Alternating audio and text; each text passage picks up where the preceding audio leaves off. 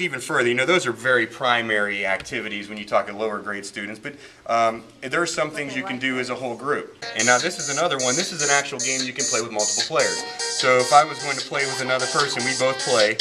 And again, this one is tied into looking at a picture and then trying to use your sounds to find the word.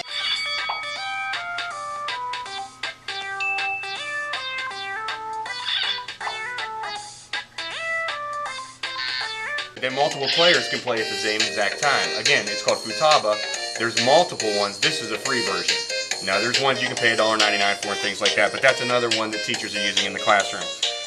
Well, go ahead.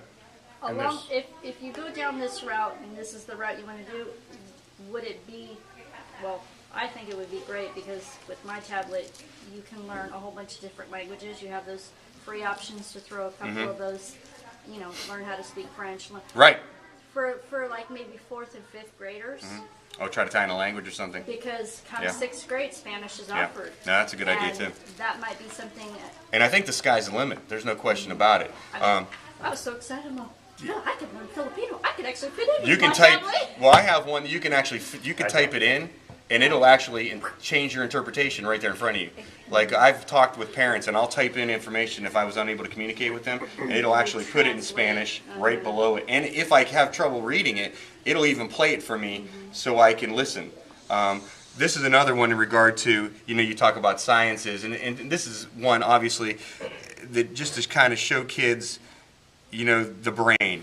And you can look at the different lobes, and there's a whole different. You can go through every part. It'll highlight pieces of it. But again, just a great way to just show different things that you can do in regard to the technology piece. But this is kind of where we're heading in regard to how we present materials to our kids.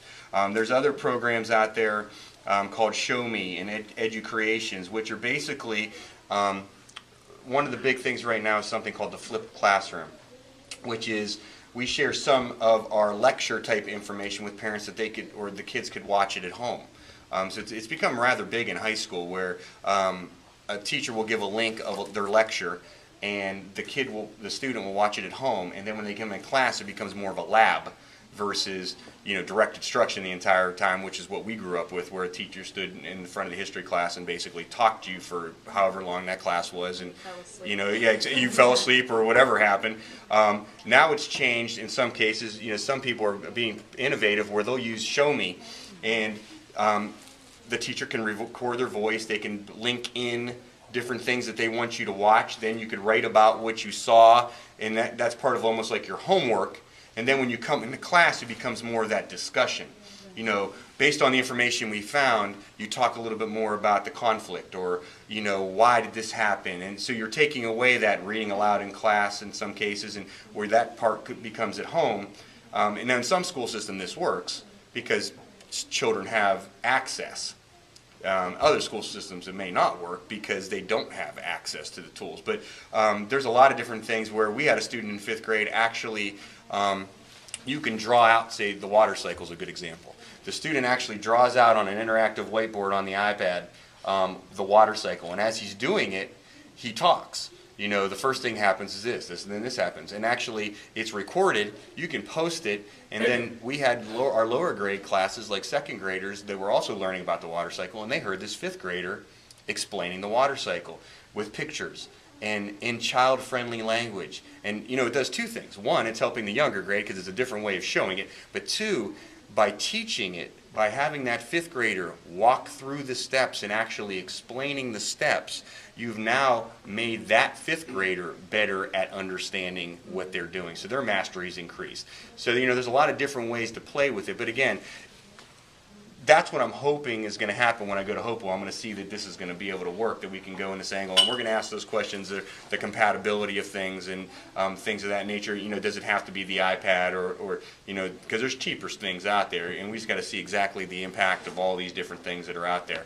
But I just wanted to share that before I left. Question, Ms. Chica? Okay. All right. That's all I have time for today. But go ahead, Ms. Jackson. Oh, I was just going to say, because one of my concerns about technology are just complete consumerism of it, instead of, why are we using it, right, and how. I think it's important to tell our students, hey, look at this program. How can you use it, and why are you It's a tool. using it? Yeah, because it is so easily consumed. Oh. You know, it's just. Well, it also becomes a tool for a game. And, Yeah. and you know, the whole point of it, and that's why I say it's not the technology that, teaching doesn't change in regard to what a best practice is. You know, these things just enhance what we can do. We have access to more things. And what I try to tell kids, what I tell my own children, is you don't need to know everything. And that's not the expectation. None of our jobs ask us to know everything. We fool ourselves and we fool our kids by saying that to them. But we do need to know where to find everything. So, I may not know the answer, but I know what resources I need to look for to try to find the answer. So that, to me, is teaching them how to use the tools. The other big issue is obviously the accountability piece. If you start to give a third grader an iPad, and then you go like this, and Mr. G has 300 different choices, and he has access to all these choices, you're going to have kids all over the place. And there's ways around that too. One of the ways is what I've kind of done is you double click the bottom and you can say you're only allowed in these 3 apps. And as I come around the room, you're going to double click for them. We're going to do a quick check. And as I come around the room, the only 3 apps I should see down here are the 3 apps we're talking about. And if you're not, we take it away. You lose your device. So those are the kind of things. There's accountability that's going to tie into it as well. And just so you know this too, before I go, even though it's wireless, and then I'll talk more about this at the next chat, it is still under the CMS filter. So the same filter that's on the landline computers will be on the wireless for CMS. So children will not have access to sites. Exactly. Exactly. Right. Yes. Yes. Exactly. Is somebody going to be able to access CMS Wi-Fi in the parking lot? Probably. And so we're going to have abusers and users outside the school system? But technically, that can happen anywhere, Yeah. anytime. But will we have locks on it? Well, Like, I could be a hotspot right now. yeah, they don't catch that eventually though. But I'm not. Yeah, I'm not sure. I mean, we have our own wireless, but it'll probably have a password code to get in. So once we're in, we'll have access. So it'll probably be locked. I mean, it won't be free. It'll be like a secured. Yeah, it'll be a secured site. So with that, iPad carts that you're talking about with the Jimmy Johnson grant. Yes. Don't we already have one iPad cart? Or No, Okay. we used to have a laptop cart. With the iPad cart, is that only for iPads?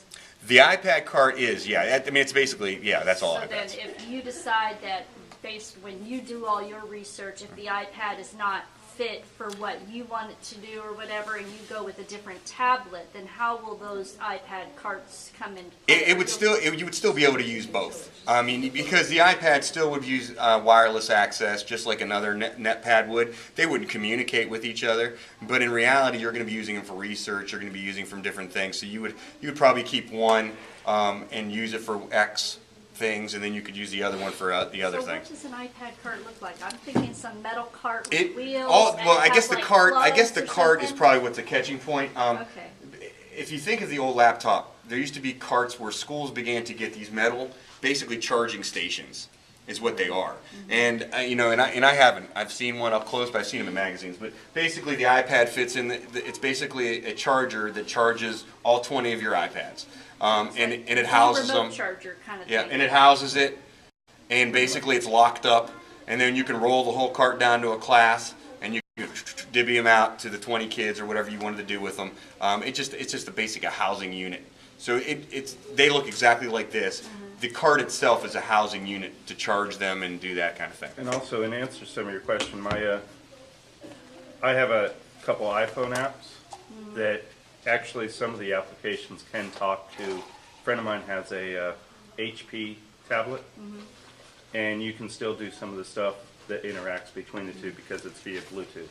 And a lot of the apps are available for the other tablets as well. Yeah. So, like the music apps that you can get where you can teach piano, that can be something Yes. that would be incorporated Absolutely. even like with music class and stuff. Absolutely. And then Mr. Higgins, if there's a kid-friendly athletic kind of app, so that means that There's thousands it's of options. Yeah. endless. Yeah. You're exactly right. And most of them communicate. Oh, no, thank you guys. I got to run. I apologize. I got to cut it off.